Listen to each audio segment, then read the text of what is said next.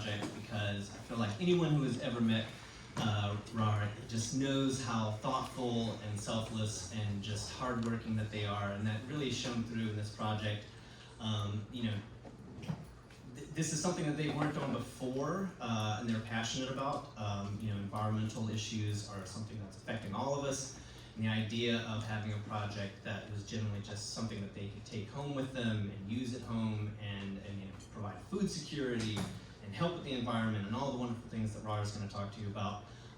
In the midst of the senior year and doing all of the AP things and college things and working, and you seniors know, it's a busy time, and so to see how exhausted they were so many times and how just dedicated they were to getting the things done that needed to be done, it was an inspiration for me, and I'm so happy with the work that they put in. So please give it up to Rileigh.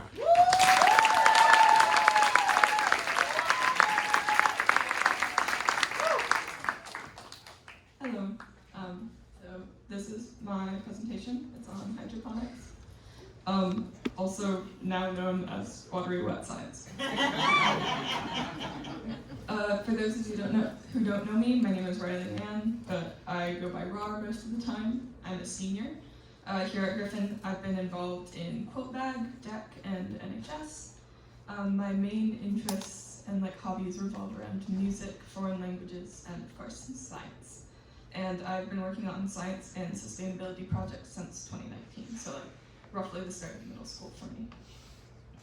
So what is my project? My project was to design multiple small-scale hydroponic systems that focused on a central theme or element in design, so something beyond the system functioning itself that added to the design.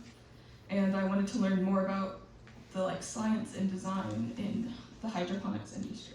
I've been working on hydroponics since middle school, but I was kind of learning from experience then, and I wanted to take the time to do proper research.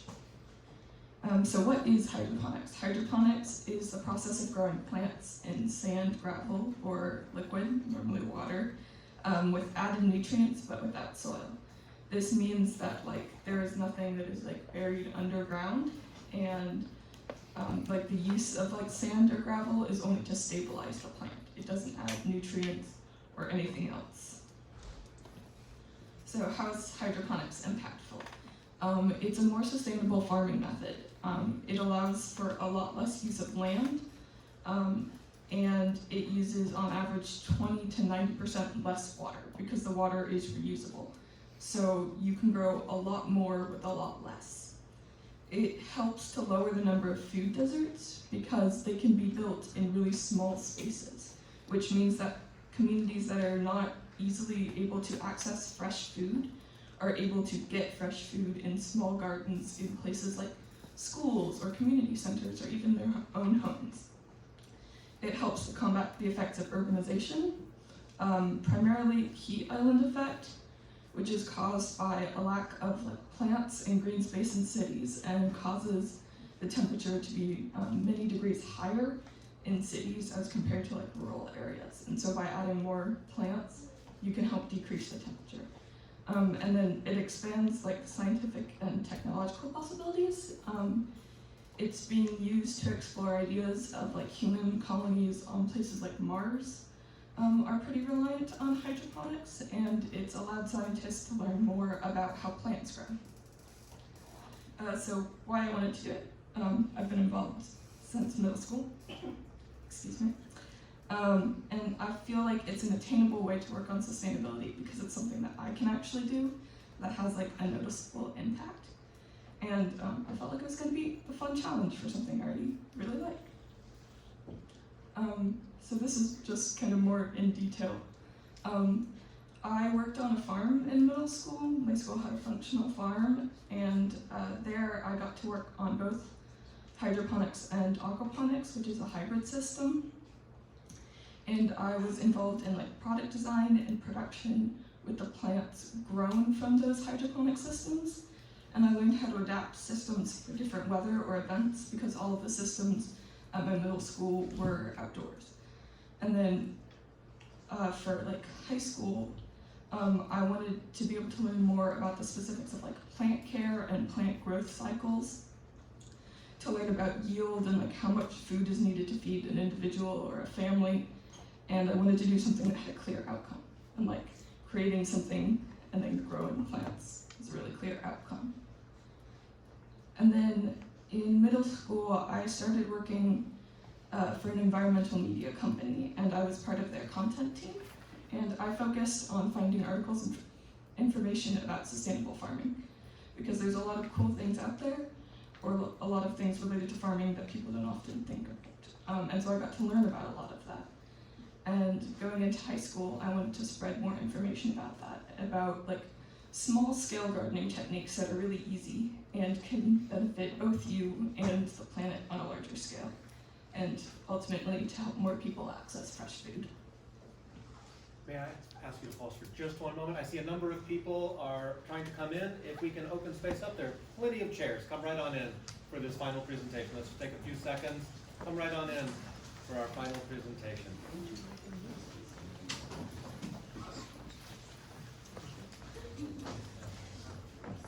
Come right on in. We have plenty of chairs still. Thank you so much.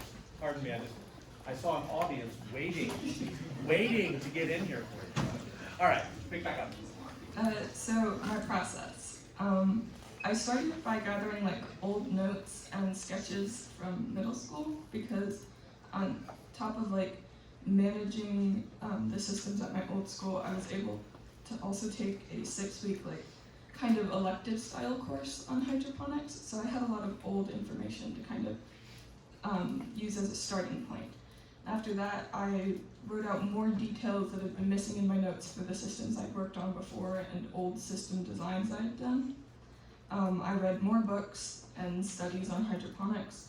I figured out which themes I wanted to focus on in my designs, and I started sketching designs and finalized my designs and did analysis of like how much space would they take up, how much electricity would they use, and how much would it cost to make. So these are the 2 main books that I used and some of my notes from the process. My written component was keeping a journal that tracked both my work on any given day and also all of my notes. So Home Hydroponics by Tyler Barris mostly focuses on like system design, and so I used it for a lot of inspiration for the look of things. And then Urban Gardening by Kevin Espiritu is mostly about how to grow plants efficiently in small spaces. And then these are rough sketches of my designs.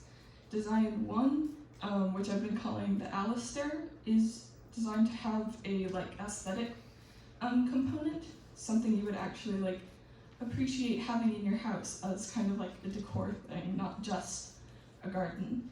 And then Design 2, which I've been calling the Uriel, is designed to be completely self-sustaining, minus like having to like harvest the plant.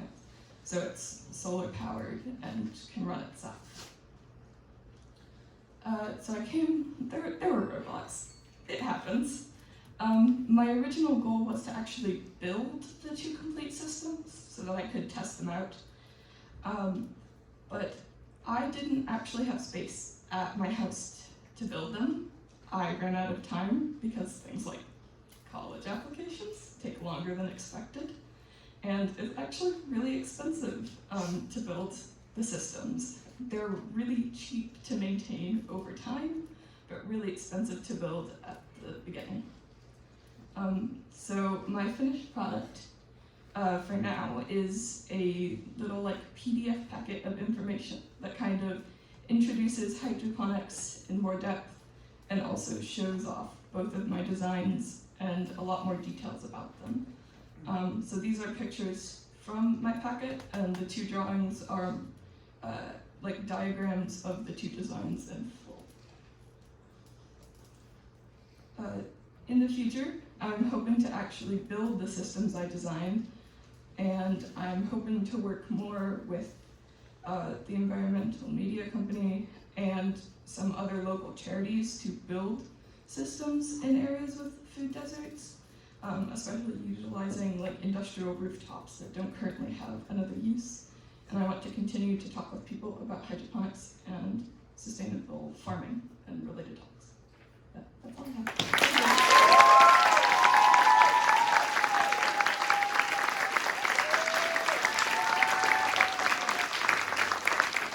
So we have time for a few questions. Let's see, maybe 3 hands. Yes.